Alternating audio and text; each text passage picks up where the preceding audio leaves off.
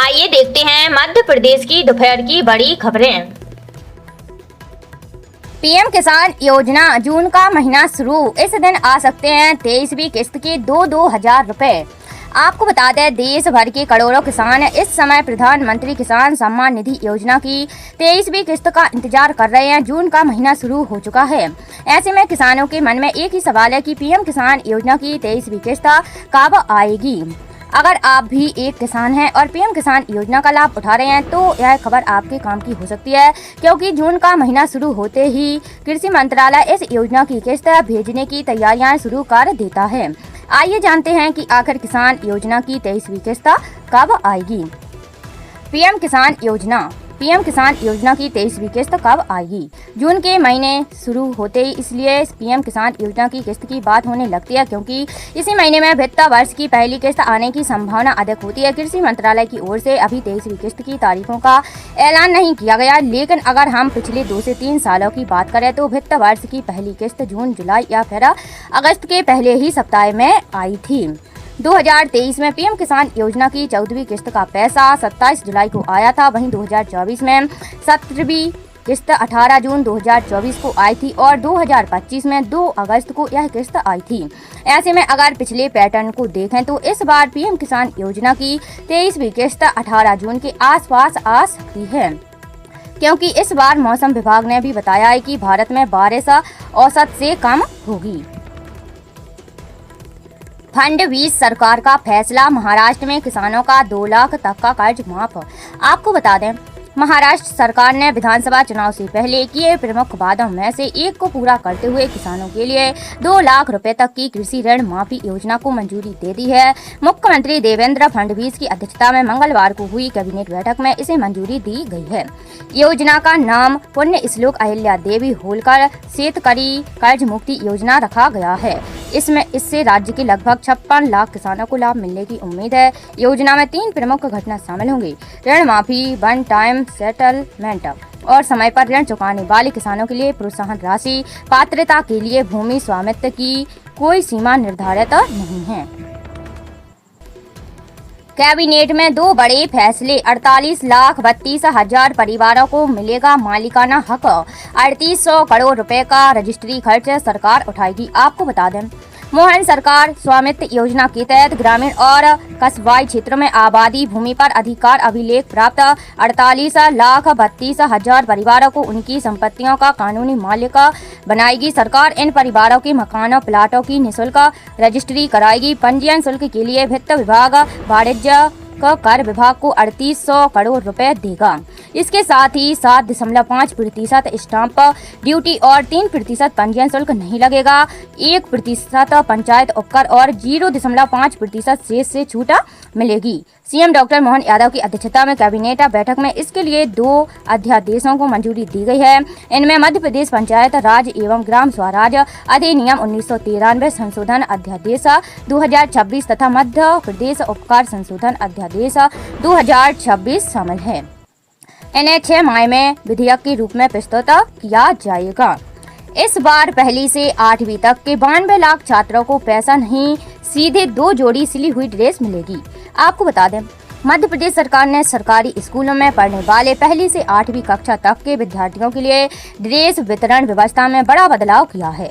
92 लाख छात्रों को अब यूनिफॉर्म के लिए डीबीटी से सीधे खाते में राशि नहीं भेजी जाएगी। विद्यार्थियों को स्कूलों के माध्यम से 2 जोड़ी सिली सिलाई ड्रेस उपलब्ध कराई जाएगी।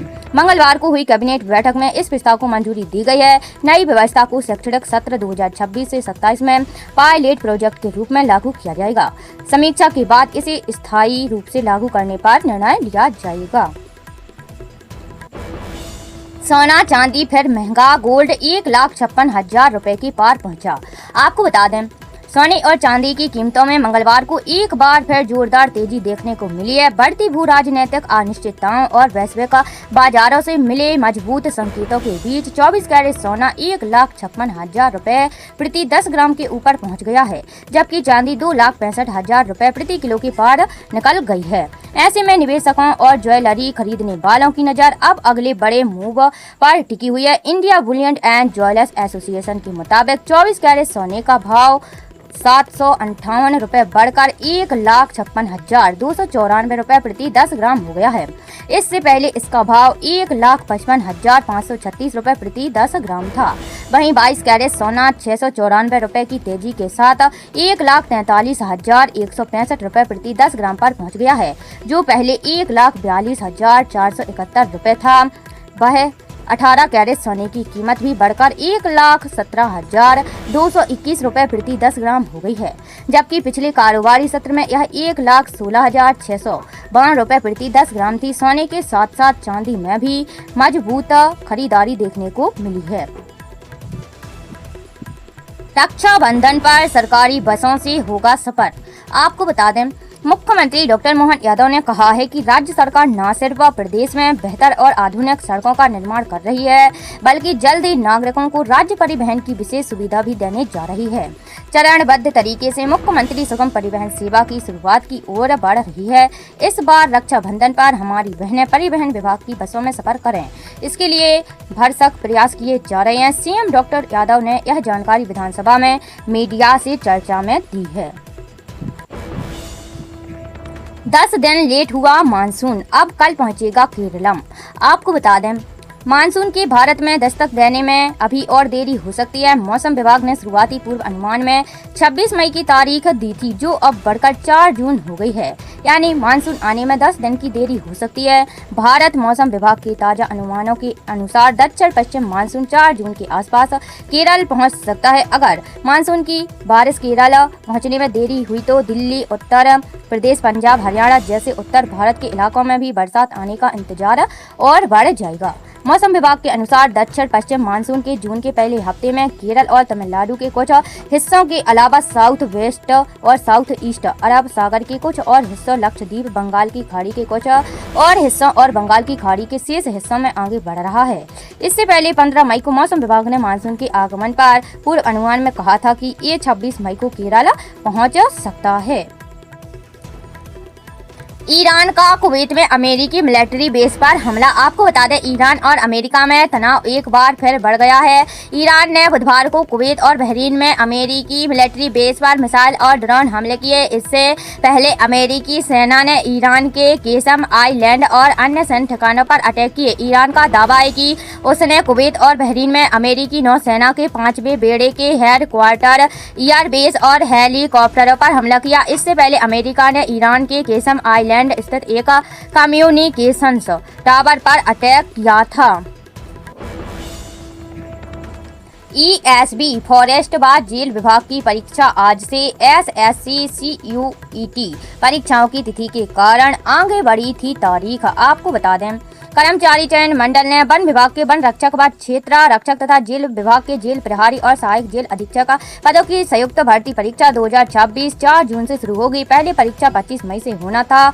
बताया जा रहा है कि इसी अवधि में एसएससी और सीयूईटी जैसी राष्ट्रीय स्तर की परीक्षाएं भी आयोजित हो रही थी।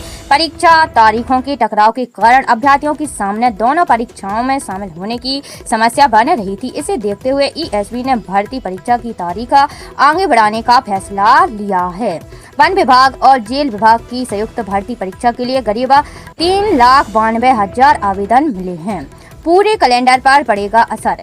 एएनएमटीएसटी परीक्षा मई में होनी थी। ऐसे में वन रक्षक व जेल प्रभारी भर्ती परीक्षा की तिथि आगे बढ़ने से पूरे परीक्षा कैलेंडर पर असर पड़ने की संभावना जताई जा रही है।